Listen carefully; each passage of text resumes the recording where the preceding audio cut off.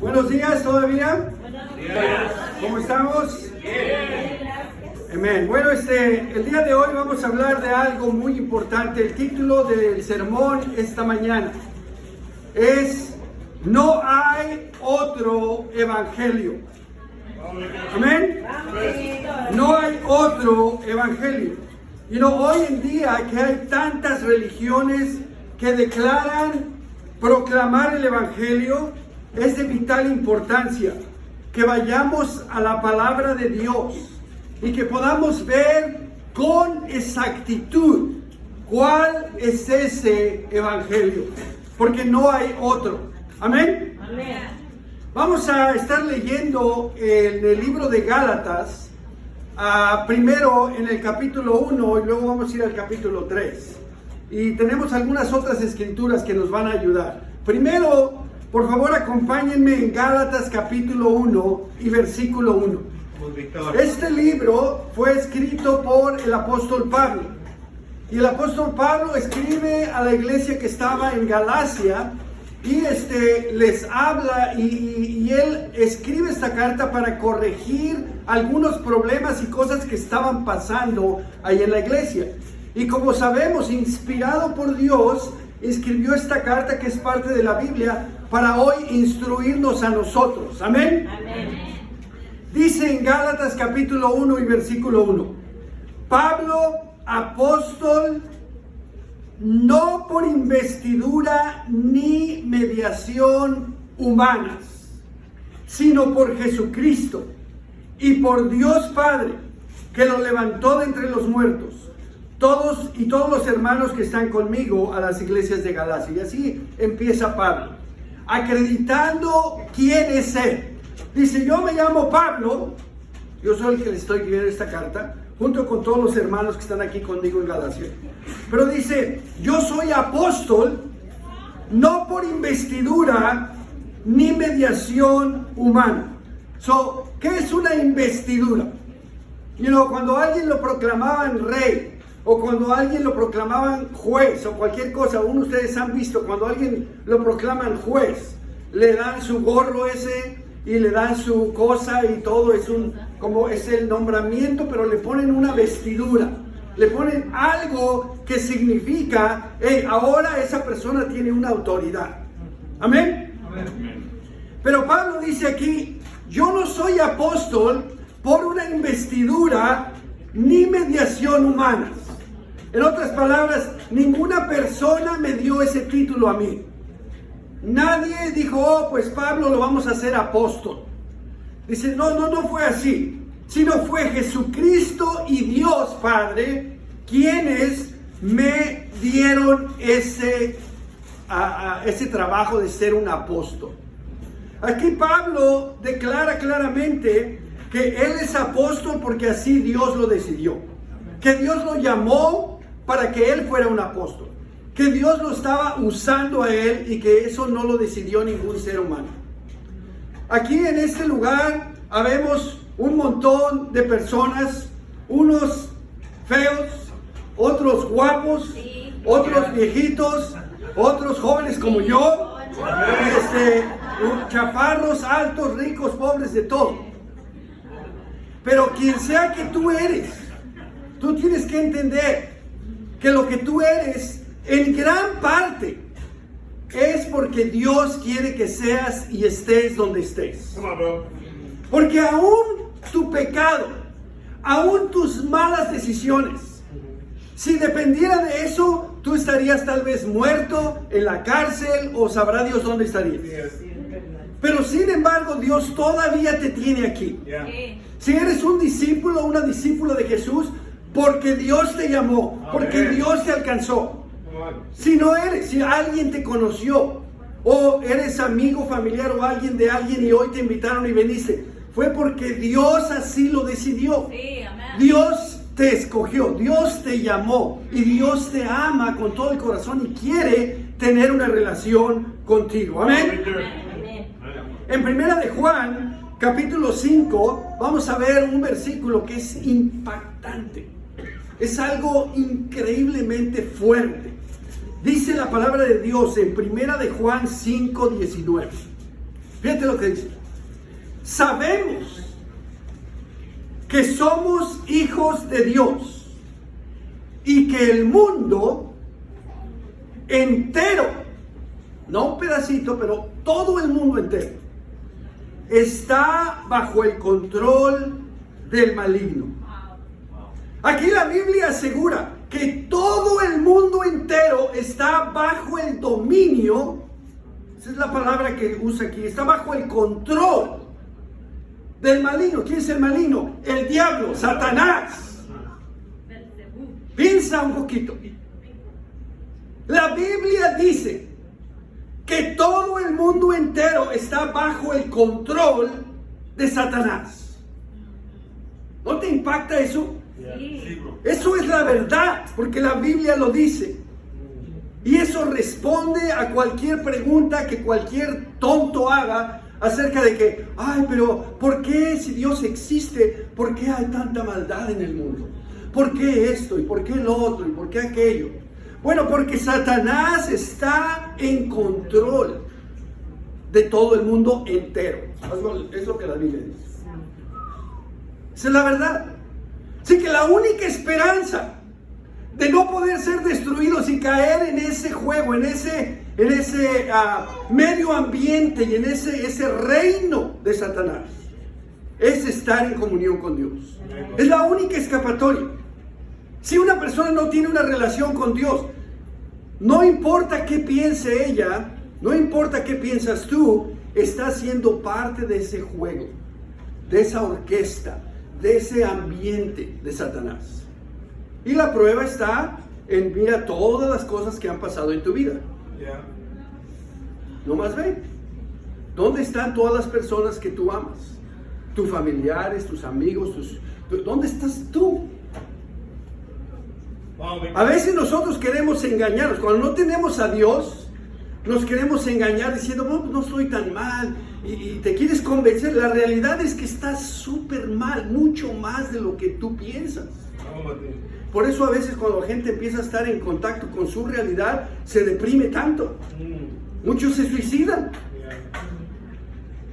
Y cuando una persona está engañada, se trata de convencer y dice, solito, a veces se desanima, pero no, todo va a estar bien. Oh, Diosito me quiere. Oh, no, yo sí. O se agarran de una religión, o de una filosofía, o de algo, y ahí van. Pero la realidad es que tu vida es un desastre. Sí. Porque estás en ese ambiente y en esa orquesta.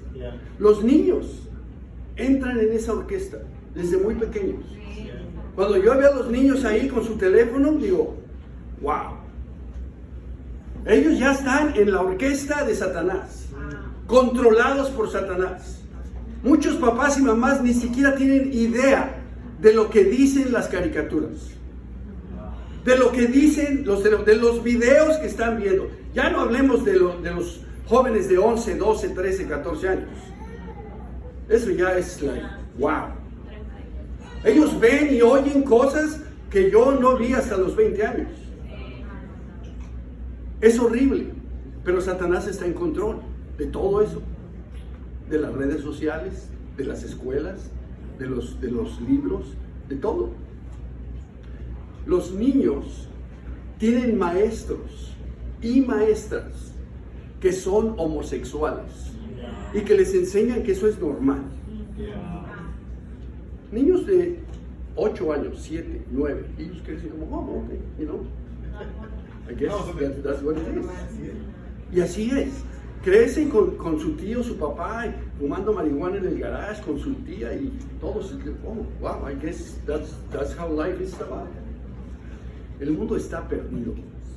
Y tú eres parte de ese mundo perdido. Y tú estás perdido. Pero Dios, y esta es la buena noticia, Dios controla absolutamente todo, incluso lo que el maligno puede o no puede hacer. Por eso es que tú todavía estás aquí. Si fuera por Satanás, tú ya estarías muerto y en el infierno. Pero Dios no ha permitido eso. Dios te ha preservado la vida y te ha cuidado y te ha puesto a las personas a tu alrededor, especialmente la persona que te invitó hoy. Dios lo diseñó eso para jalarte, para librarte de las garras de Satanás. Y vamos a leer una escritura aquí. Vamos a leer muchas escrituras hoy, amén. Porque por mucho que a mí me gusta hablar y por muchas buenas ideas que yo tenga, todas son basura. Porque la realidad, lo único que realmente vale es que dice la Biblia. Lo que dice la Biblia es la verdad, no tiene error, es la palabra de Dios.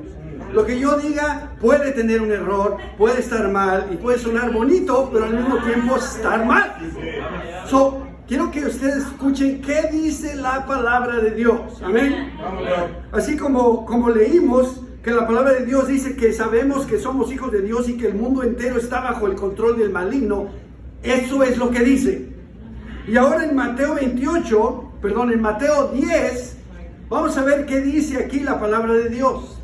Mateo capítulo 10 y verso 28. Y la persona que más me quiera me va a dar un vasito de agua. No se peleen, no se peleen. Es bueno ver porque la mayoría se dieron por vencidos. Dijeron, no, yo no soy. Gracias por ser honestos. Vamos a proseguir. Mateo 10 y verso 28. Dice, no teman a los que matan el cuerpo. Hablando del coronavirus. Mucha gente está... Muchos ya no besan a su esposa porque a lo mejor tiene coronavirus. Pero no yo. Yo digo, si lo tienes, pásamelo. Y si yo lo tengo, ahí te va. Gracias. No se engañen. Sara se lo dio. Ok. Dice aquí Jesús. No teman a los que matan el cuerpo, pero no pueden matar el alma. Teman más bien al que puede destruir el alma y cuerpo en el infierno. ¿Quién es el que puede destruir el alma y el cuerpo en el infierno? Dios. A quien único que tenemos que temer es a Dios, porque Él es el juez. Dice verso 29. ¿No se venden 2 gorriones por una monedita? Sin embargo, ni uno de ellos caerá a tierra sin que lo permita el Padre. Y Él les tiene contados a ustedes aún los cabellos de la cabeza. Esto es la palabra de Dios. Esto es verdad. No es un cuento, no es una parábola, pero es la verdad. Dice aquí Jesús que ni un pajarito se muere o cae si Dios no lo permite y que Él tiene los cabellos de tu cabeza contados. Y para algunos de ustedes es más fácil, pero los tiene contados. Amén. Y dice aquí, verso 31, así que no tengan miedo. Ustedes valen mucho más que muchos gorriones. A cualquiera que me reconozca delante de los demás, aquí está hablando Jesús, yo también lo reconoceré delante de mi Padre que está en el cielo. Pero a cualquiera que me desconozca delante de los demás, yo también lo desconoceré delante de mi Padre que está en el cielo. Todo lo que pasa en el universo está bajo el control de Dios. Y Jesús habla con esta exactitud, porque obviamente es algo complicado, es algo difícil de entender. Dios tiene contados cada uno de mis cabellos. Sí, pero Él pone este ejemplo para que entendamos la magnitud del control absoluto que Dios tiene en el universo. Tú tienes que confiar en Dios con todo tu corazón. Nosotros crecemos y empezamos a crecer y entre más viejos nos hacemos, más desconfiados somos. ¿Por qué? Porque tanta gente que nos ha engañado, tanta gente que nos ha prometido y luego no nos cumple. Especialmente los que te dicen mañana te pago. Tanta gente que te dice te amo y a la hora de los cocodazos te da la espalda. Entonces crecemos con esa desconfianza. Llegas a la caja a pagar, mi esposa llega bien feliz y llega y pone ahí su botella de aceite. Y dice, voy a hacer tamales. Y le dice $5. No, si ahí dice que vale $2. O si lleva 3. Y no, porque hay unas letritas chiquitas ahí. Dice, $2.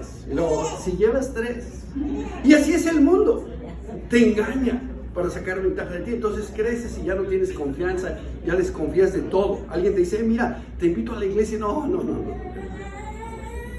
Oye, mira, no. Nadie confía en nadie.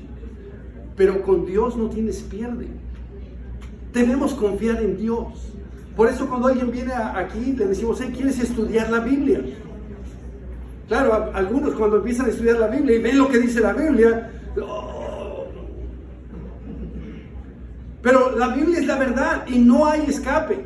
Dios no miente, Dios nunca te va a quedar mal. Debes confiar en Dios. Él tiene todo el poder, Él está bajo control. En Gálatas, vamos a regresar a Gálatas otra vez. Vamos, bro. Ya establecimos que Pablo es apóstol porque Dios lo llamó, que tú eres quien eres porque Dios te llamó, que el Satanás está en control del mundo, pero Dios está en control del universo y también de Satanás. Él no puede hacer todo lo que él quiera. Pero dice aquí, en Gálatas 1:3, Pablo sigue hablando en el versículo 3, dice, que Dios nuestro Padre y el Señor Jesucristo les concedan gracia y paz. Jesucristo dio su vida por nuestros pecados para rescatarnos de este mundo malvado, según la voluntad de nuestro Dios y Padre. Dice aquí Pablo que Dios les conceda gracia y paz. ¿Necesitas gracia? Sí. Sí, gracia es un don inmerecido. Es algo que nosotros merecemos un castigo y Dios nos da el cielo. Esa es la gracia de Dios, que Jesús murió para que nosotros no tuviéramos que pagar el precio de nuestros pecados. Todos necesitamos gracia. A veces nosotros somos desgraciados. Nosotros no tenemos gracia con las personas. Eso es lo que significa desgraciado. Que no tiene gracia. Una persona que ve a alguien que hace algo mal, queremos justicia, denle su castigo. ¿Y que este hizo algo mal? Castigo. Que alguien me hizo algo mal, me la va a pagar.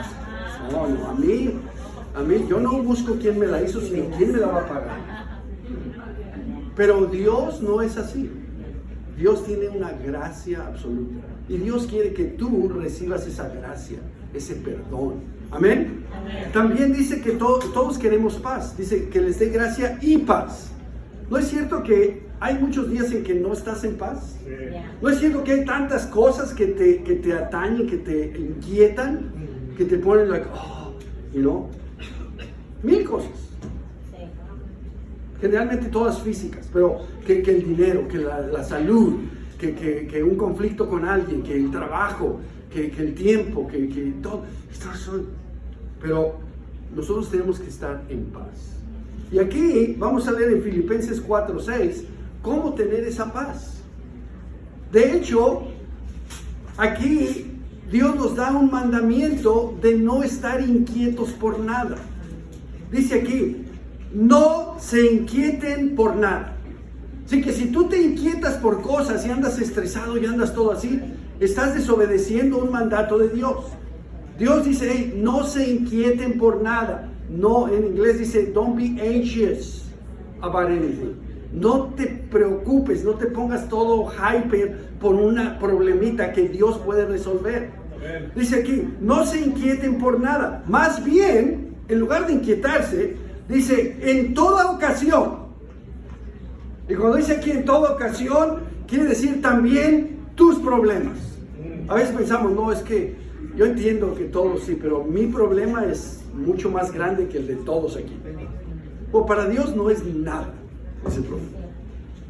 En cualquier ocasión, con oración y ruego, presenten sus peticiones a Dios y denle gracias. ¿Qué dice la Biblia? Que en lugar de inquietarte, que tú vayas a Dios y le des tus problemas a Dios. Y le des gracias. ¿Por qué? Porque He's gonna take care of it. Él lo va a arreglar. Él va a solucionar. Y dice el verso 7, y la paz de Dios, que sobrepasa todo entendimiento, Nadie la puede entender. Es una paz increíble.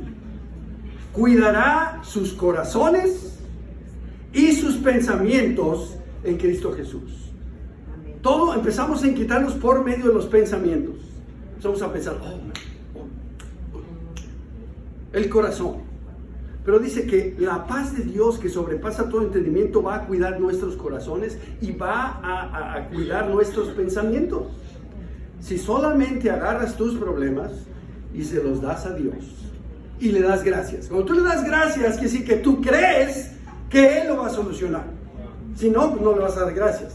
Le dices, aquí está ese problema, Dios, ojalá que puedas, y cuando lo hagas te doy las gracias. No, tú se lo pones y dices, hey, gracias de antemano, porque ya sé que tú lo vas a hacer. Y entonces vas a estar en paz. ¿Por qué? Porque la persona que está en control del universo, la persona que tiene todo el poder, ella va a tomar tu problema y lo va a resolver. ¿Amén? Amén. Vamos otra vez a Gálatas, de regreso, con Pablito. Dice el versículo 6. Ahora les dice, me asombra que tan pronto estén dejando ustedes a quien los llamó por la gracia de Cristo para pasarse a otro evangelio. ¿Qué? Le está diciendo, estoy asombrado de qué tan rápido ustedes están dejando a Dios. Dice, y la gracia de Cristo para pasarse a otro evangelio. Oh, wow, entonces hay otro evangelio. Dice verso 7, no es que hay otro evangelio. Oh, ok. Sino que ciertos individuos están sembrando confusión entre ustedes. Estamos hablando de hace 2000 años. ¿Ok? Hace 2000 años no había iglesia católica. No había iglesia adventista, no había iglesia mormona, no habían testigos de Jehová, no había metodistas, no había pentecostales, no había cuadrangulares, no había de ningún tipo de religión cristiana, simplemente estaban los discípulos de Jesús. Pero aún ahí hace 2000 años, dice aquí la Biblia, y Pablo dice, no es que hay otro evangelio, sino que ciertos individuos están sembrando confusión entre ustedes y quieren transgiversar, cambiar el evangelio de Cristo. Pero aún, si alguno de nosotros o un ángel del cielo les predicara un evangelio distinto del que les hemos predicado, que caiga bajo maldición. Como ya lo hemos dicho, ahora lo repito. Si alguien les anda predicando un evangelio distinto del que recibieron, que caiga bajo maldición. La Biblia dice, y Pablo asegura aquí, que solamente hay un evangelio. Dice, aun si yo mismo, o un ángel del cielo, quien sea, que venga y les enseñe algo diferente, que caiga bajo maldición. Porque no hay otro evangelio, nada más hay uno. ¿Está claro eso? Sí, muy clarito. Lo que quiere decir que si hay un solo evangelio, quiere decir que hay muchos falsos evangelios. Sí. ¿Amén? Amén. Católicos, testigos de Jehová, adventistas, evangélicos, pentecostales, presbiterianos, metodistas, carismáticos, los que se dicen discípulos de Jesús, hay sí o sí discípulos de Jesús, todos estos son falsos. Tanto los de la derecha como de la izquierda son falsos. Cualquiera que predique un evangelio diferente o que lo predique pero no lo practique, está frito. Amén, bro. Solo hay uno. Cuando yo estudié la Biblia, y algunos saben la historia, cuando me invitaron a la iglesia por primera vez, yo sabía, yo conocía la Biblia y yo sabía que había un solo evangelio. Eso yo lo sabía muy claramente. Pero yo creía que el único evangelio verdadero era el que yo creía. Y ahí está mucha gente. Dice, no, yo entiendo que hay un solo evangelio. La iglesia católica es la única iglesia verdadera, todos los demás son hermanos separados, sectas, es la mera mera. Y yo no me voy de aquí. Los testigos de Jehová dicen lo mismo de su religión. Los adventistas dicen lo mismo de la suya. Los mormones también. Y los pentecostales igual. Cada quien dice, yo sé que hay un solo evangelio, pero ese evangelio verdadero es el mío. Así estaba yo. Yo pensaba que lo que yo creía, esa era la verdad y todos los demás estaban mal. Pero, ¿qué crees tú? ¿Qué es lo que tú crees? Vamos a seguir estudiando lo que dice Dios en su palabra y veremos si lo que tú crees es el único evangelio que enseña la Biblia. Vas a escuchar a Dios que hoy te ha enseñado este evangelio y dime qué vas a hacer. Yo te voy a decir ahorita cuál es ese evangelio. ¿Y qué vas a hacer? ¿Vas a ignorar a Dios?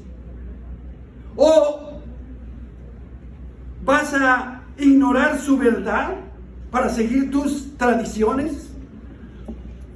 Personas a veces aceptan, esa es la verdad, yo lo sé, tarará, pero yo amo a mi pecado, estoy viviendo en pecado, tengo sexo con una persona y no estoy casado, o robo, o miento, soy flojo, soy orgulloso, soy egoísta, uso drogas, soy alcohólico, lo que sea, pero eso no lo voy a dejar porque me encanta.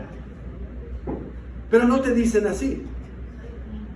Te dicen, no estoy listo. Eso es lo que significa no estoy listo. Dice, no, mi esposo es discípulo, pero yo me estoy acostando con mi vecino, yo no puedo hacerme discípula.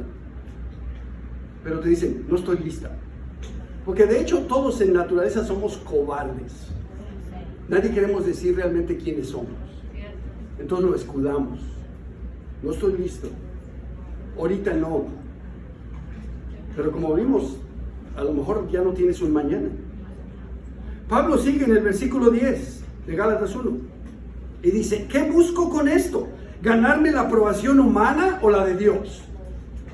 ¿Qué creen ustedes que yo busco? ¿Ustedes que yo busco caerles bien a todos ustedes? No, yo busco que Dios esté feliz con lo que yo voy a decir, que es la verdad. Pablo igual dice aquí, ¿qué busco con esto? ¿Ganarme la aprobación humana o la de Dios? ¿Piensan que procuro agradar a los demás?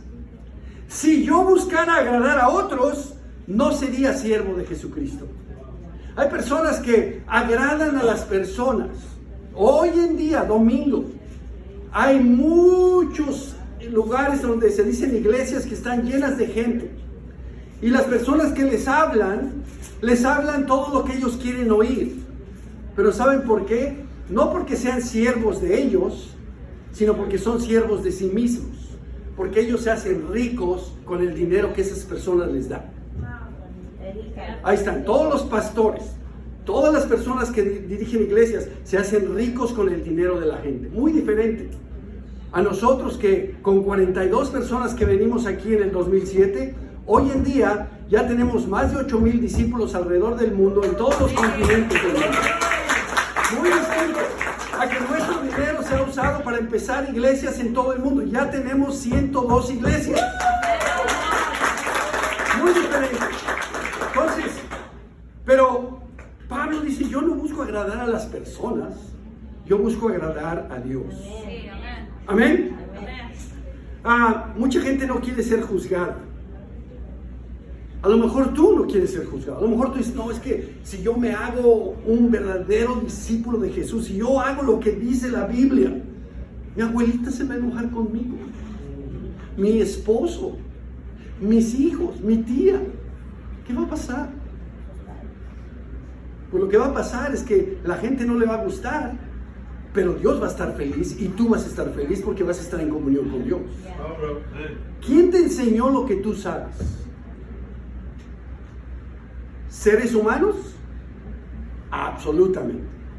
Lo que tú sabes lo aprendiste de alguien, ya sea a través de videos, a través de un charlatán que se cree, bueno, se llama pastor de ovejas, y es pastor de ovejas perdidas, y él también está perdido, o un libro que escribió otro que es peor que tú, o ¿dónde lo aprendiste? ¿Tu mamá, tu papá, tu abuelita, tu tío te enseñó? ¿Alguien que también está perdido? o lo aprendiste de Dios? Pablo dice, yo esto a mí me lo reveló Dios mismo. En Juan 8:31 hay una clave. Si no te da tiempo de ir a las escrituras, nomás anótalas. Pero en Juan 8:31 dice, Jesús se dirigió entonces a los judíos que habían creído en él. Si estas personas creían que Jesús era un profeta, creían que él era el Mesías, creían que él era el Hijo de Dios, todo eso ellos lo creían. Igual que mucha gente de muchas religiones cree eso. Pero aquí les dijo Jesús, si se mantienen fieles a mis enseñanzas, serán realmente mis discípulos, conocerán la verdad y la verdad los hará libres. Así que aquí vemos que cuando una persona se mantiene fiel a las enseñanzas de Jesús, es un verdadero discípulo de Jesús. Mantenerse fiel a las enseñanzas de Jesús quiere decir obedecer las enseñanzas de Jesús. Eso es mantenerse fiel.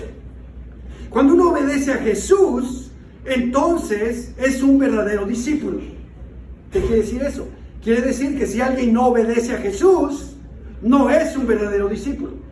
Y hay muchos aquí. No importa si eres, según tú, miembro de la iglesia. La iglesia no es un club. La iglesia es una entidad espiritual y solo Dios sabe quiénes realmente son parte de la iglesia. Si tú obedeces a Jesús, tú eres un verdadero discípulo, y si no, no eres. No importa que vengas, que te peines y que estés muy guapo. Amén. Amén. Y dice aquí, entonces conocerán la verdad y la verdad los hará libres. La verdad no se conoce a través de estudios. La verdad se conoce a través de la revelación que Dios te da, y te la va a dar solamente cuando tú decidas obedecerlo. Nosotros lo hemos visto mucho. Estudiamos la Biblia con personas y les empezamos, mira lo que dice, mira lo que dice. Hoy mismo, a mí está más claro ni el agua. Pero tú estás pensando como que, y a veces como que no te cae el 20. Y dices, oh, sí, no. El momento que tú decidas obedecer a Jesús, se te va a prender el fuego. Cuando estamos estudiando la Biblia con personas todo y llegamos todo y no, tienes que arrepentirte de tu pecado, tienes que obedecer a Jesús, tienes que estar totalmente comprometido. No, pero es que yo trabajo los domingos, deja tu trabajo. Pero, ¿quién me va a pagar la renta? Pues el mismo que siempre te la ha pagado, Dios. ¿Ok? ¿Tú crees que tú la has pagado? ¿De veras crees que tú conseguiste ese trabajo que tienes? Dios te lo dio. Pon a Dios primero en tu vida. Ay, es que no sé qué.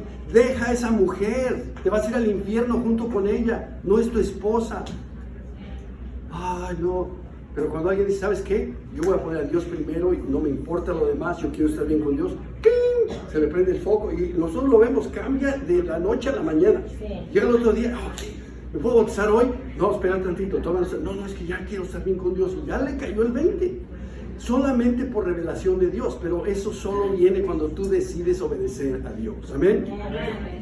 Regresemos a Gálatas, donde Pablo sigue explicando cómo supo del evangelio y dejó su falsa religión. Dice en el versículo 13, ustedes ya están enterados de mi conducta cuando pertenecía al judaísmo, de la furia con que perseguía a la iglesia de Dios, tratando de destruirla. En la práctica del judaísmo, yo aventajaba a muchos de mis contemporáneos en mi celo exagerado por las tradiciones de mis antepasados. Él era judío. Sin embargo, Dios me había apartado desde el vientre de mi madre y me llamó por su gracia cuando Él tuvo a bien revelarme a su Hijo para que yo lo predicara entre los gentiles. No consulté con nadie. Tampoco subí a Jerusalén para ver a los que eran apóstoles antes que yo, sino que fui de inmediato a Arabia, de donde luego regresé a Damasco. Mucha gente no sabe esto. Pero aquí Pablo, cuando Jesús se le apareció y él se puso ciego y luego fue y se bautizó, inmediatamente él se fue a Damasco. Y dice aquí que después de 3 años subió a Jerusalén para visitar a Pedro. Él fue a Monte Sinaí, al mismo lugar donde Moisés estuvo con Dios. Y él estuvo 3 años allá, hasta después regresar. Dice aquí Verso 18, después de 3 años, subí a Jerusalén para visitar a Pedro y me quedé con él 15 días. No vi a ningún otro de los apóstoles, solo vi a Jacobo, el hermano del Señor. Dios me es testigo que en esto que les escribo no miento. Más tarde fui a las regiones de Siria y Cilicia, pero en Judea las iglesias de Cristo no me conocían personalmente. Solo habían oído decir: el que antes nos perseguía, ahora predica la fe que procuraba destruir, y por causa mía glorifican a Dios. Sí, antes de conocer la verdad, cuando Pablo era súper religioso, Pablo creía en Dios. ¿Estás de acuerdo con eso? Sí. Pablo creía en Dios, él era judío, él iba a la sinagoga, él practicaba la ley, era un judío ejemplar. Porque él creía en Dios, así como tú. Pablo creía y practicaba la ley. No toda, porque la misma ley dice que nadie puede cumplirla toda. Pero él trataba lo mejor posible. A lo mejor algunos de ustedes han hecho eso, a lo mejor no, pero nosotros creemos. Amén. Amén. Pablo representa a cada uno de nosotros que de una u otra manera creíamos en Dios, pero estábamos totalmente alejados de Dios. Practicábamos lo que podíamos o lo que queríamos, pero estábamos totalmente perdidos. Pablo perseguía a la iglesia. ¿Sabes por qué? Porque él creía con todo su corazón que esa secta, esos cristianos, estaban en contra de su religión. Y él quería acabar con ellos. Y así son muchos religiosos. Fanáticos. Algunos ya por el control de Satanás, de la mente y de todo, ahora ya muchos son apáticos. Ya no les importa, yo nomás yo y Dios así, mira, somos como uña y carne, yo en mi casa oro y ya, yo no quiero saber que en una iglesia. Ya los puso fritos. Pero quiero que vengan conmigo y vean qué enseña Pablo en la carta de los Gálatas. Porque aquí dice que él creía que su religión era la verdad y no estaba dispuesto a cambiarla por nada. Pero vamos a ver en Gálatas capítulo 3 y verso 1. Punto número 1. La ley no puede salvar. La ley no puede salvar. En Gálatas capítulo 3 verso 1 dice: Gálatas torpes, mensos, tarados. Eso es lo que le dice Pablo aquí. Inspirado por Dios. Gálatas torpes. ¿Quién los ha hechizado a ustedes, ante quienes Jesucristo crucificado ha sido presentado tan claramente? Question mark. Solo quiero que me respondan a esto. ¿Recibieron el Espíritu por las obras que demanda la ley o por la fe con que aceptaron el mensaje? Dice, ¿cómo recibieron el Espíritu Santo ustedes? ¿Porque obedecieron la ley o porque creyeron en Jesús? Y obviamente la Biblia enseña que el Espíritu Santo se recibe cuando una persona oye el Evangelio, se arrepiente, se bautiza en el nombre de Jesucristo para el perdón de sus pecados. En Hechos 2:38 dice: arrepiéntanse y bautícese cada uno de ustedes en el nombre de Jesucristo para el perdón de los pecados. Y les contestó Pedro: recibirán el don del Espíritu Santo. Aquí no dice, hey, obedezcan la ley y van a recibir el Espíritu Santo. Pero dice, arrepiéntanse y bautícense en el nombre de Jesucristo para recibir el Espíritu Santo. Ahora, regresamos a Gálatas a Gálatas 3 y verso 3 dice, otra vez les echa otra cucharadita, dice, ¿tan torpes son? Después de haber comenzado con el Espíritu, ¿pretenden ahora perfeccionarse con esfuerzos humanos?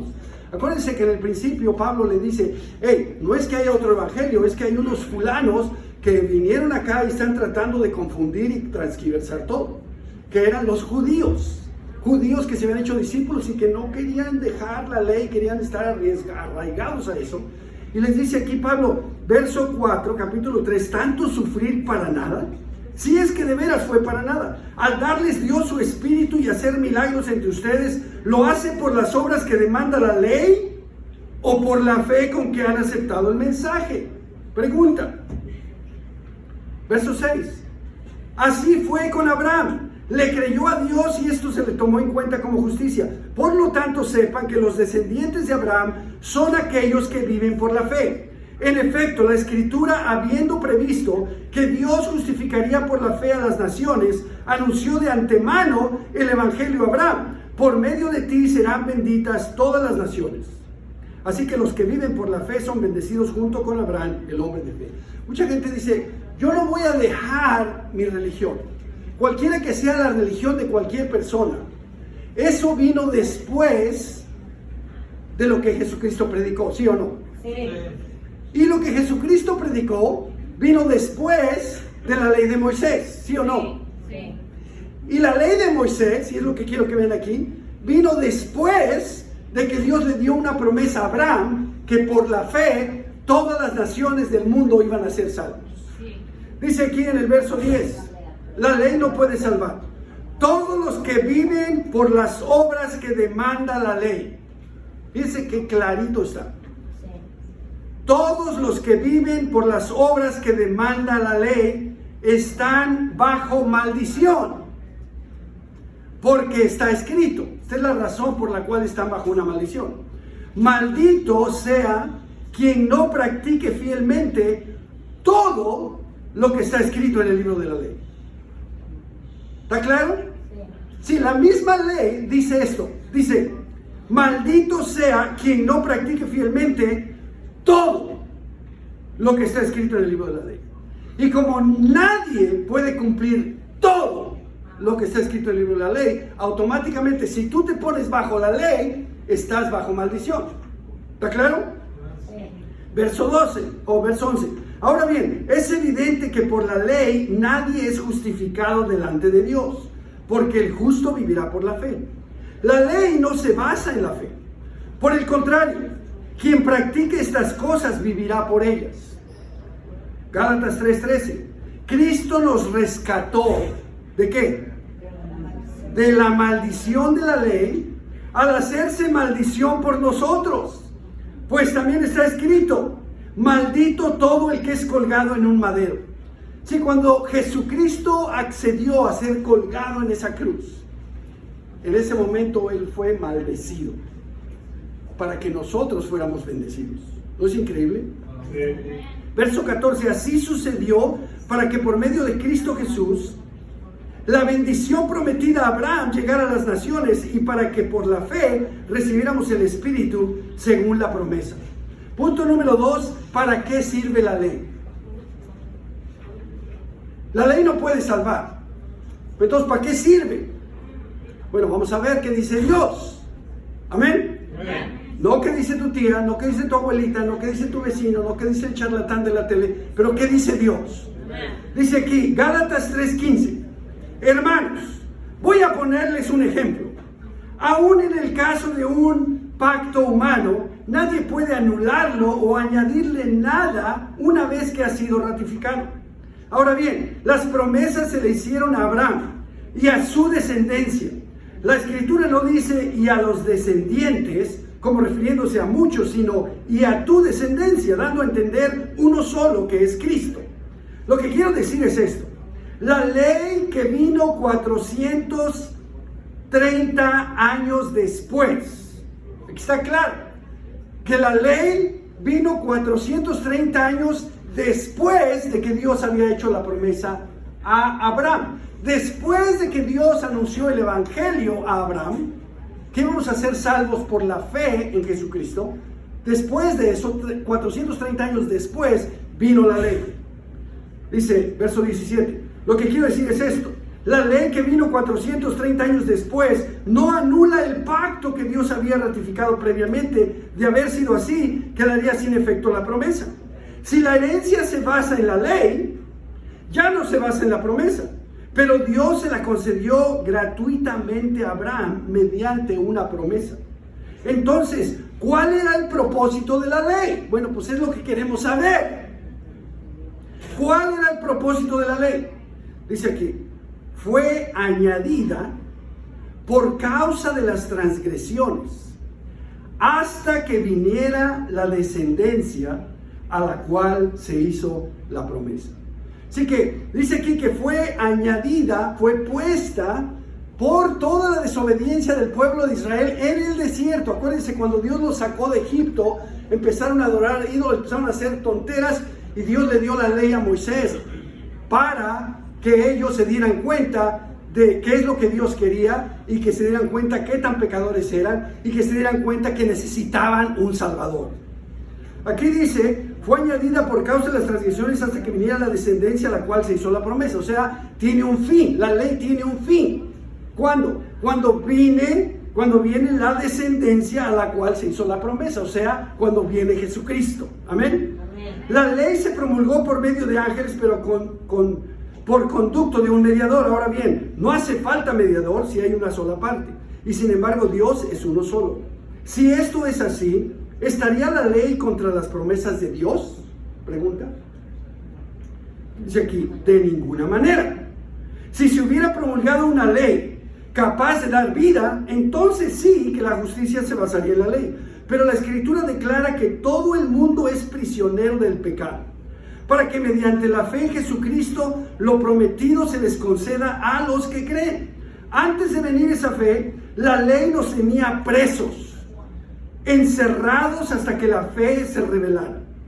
Así que la ley vino a ser nuestro guía, para eso sirve la ley, encargado de conducirnos a Cristo, para que fuéramos justificados por la fe.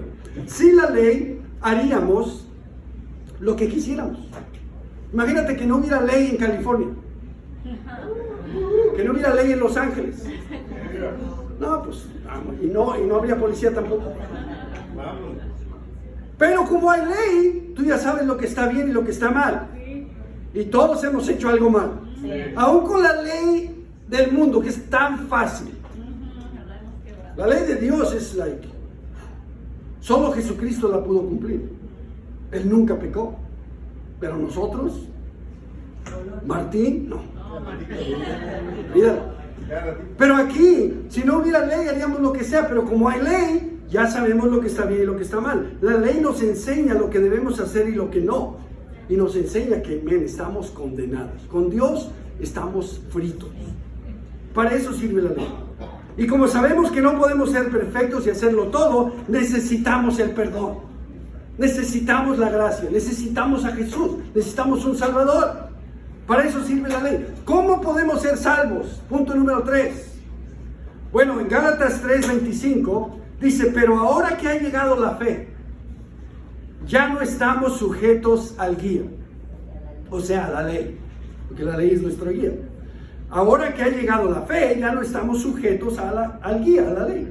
Todos ustedes son hijos de Dios mediante la fe en Cristo Jesús. Porque todos los que han sido, ¿qué?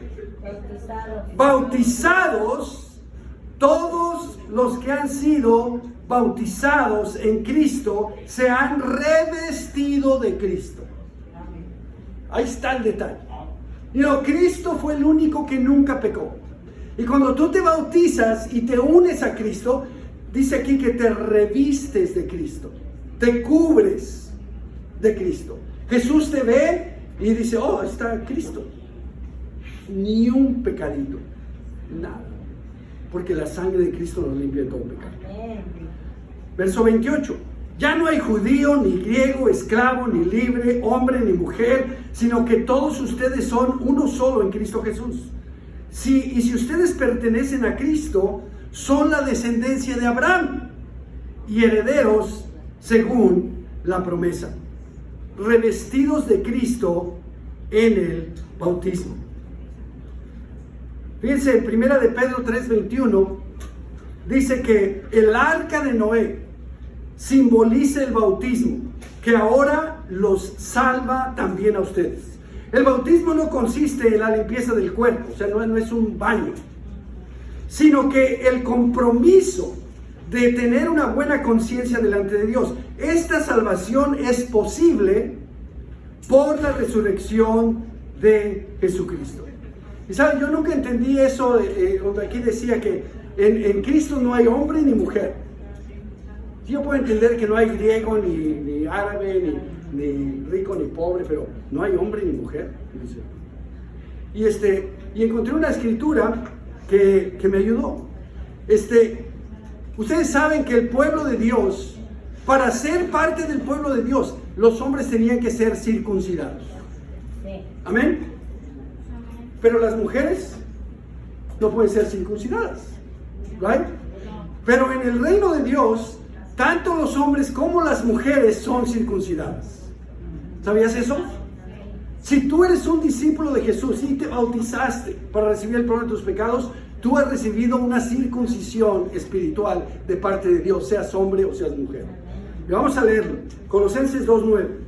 Dice, toda la plenitud de la divinidad habita en forma corporal en Cristo. Eso es increíble. Verso 10. Y en Él, en Cristo, que es la cabeza de todo poder y autoridad, ustedes han recibido esta plenitud. Además, en Él, en Cristo, fueron circuncidados, no por mano humana, sino con la circuncisión que consiste en despojarse del cuerpo pecaminoso. Esta circuncisión la efectuó Cristo. Ustedes la recibieron al ser sepultados con Él. ¿Dónde? En el bautismo. En Él también fueron resucitados mediante la fe en el poder de Dios. ¿Quién los resucitó de entre los muertos? Antes de recibir esa circuncisión, ustedes estaban muertos en sus pecados. Sin embargo, Dios nos dio vida en unión con Cristo al perdonarnos todos los pecados y anular la deuda que teníamos pendiente por los requisitos de la ley. Él anuló esa deuda para que nos era adversa, clavándola en la cruz. Como leyeron en Mateo 28, Jesús antes de ir dijo, vayan y hagan discípulos a todas las naciones, bautícenlos en el nombre del Padre, Hijo y del Espíritu Santo y enséñenles a obedecer todo lo que yo les he enseñado a ustedes. Hagan discípulos y bautícenlos. El libro de los Hechos, todos ya sabemos, ahí en el capítulo 2 dice, ¿qué haremos cuando escucharon el mensaje? ¿Qué vamos a hacer? Y les dijo Pedro, arrepiéntanse y bautícense cada uno de ustedes para el perdón de sus pecados y recibirán el don del Espíritu Santo. Número 1, la ley no puede salvarnos. Eso es claro. Amén. Amén. Número 2, ¿para qué sirve la ley? Para llevarnos a Cristo, ya que por medio de la ley podemos ver claramente que somos pecadores y necesitamos un Salvador.